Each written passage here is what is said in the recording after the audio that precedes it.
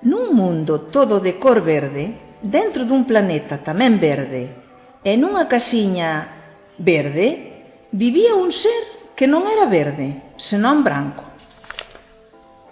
Chamábase Favola.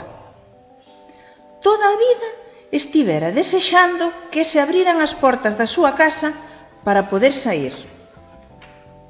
Pero non para meterse na terra e ter filliños como querían as súas irmáns. Ten que haber algo impresionante aí fora. Eu escoito sons que me fan pensar en cousas emocionantes, outros seres, outras vidas. Un día que o sol quentaba como lume, por fin viu unha raiola e quixo asomarse a mirar.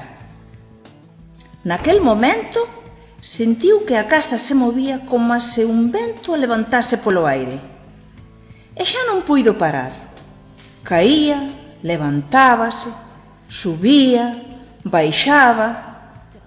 De súpeto sentiu un golpe e, sen poder evitalo, esvarou e caeu ao chan.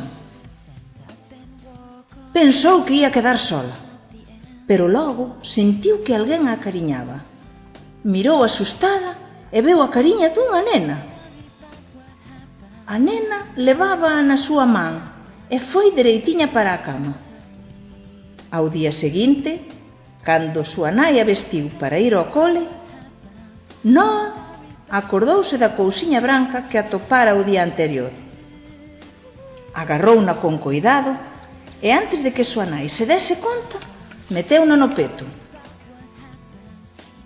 Noa foise para o cole e, como a sempre, na hora do recreo baixou á biblioteca. Favola asomou a cabeza e veu cousas incribles que pasaban diante dos seus ollos. Un barco pirata, unha bruxa regañadentes, unha casiña de chocolate. Este era o sitio co que ela soñara.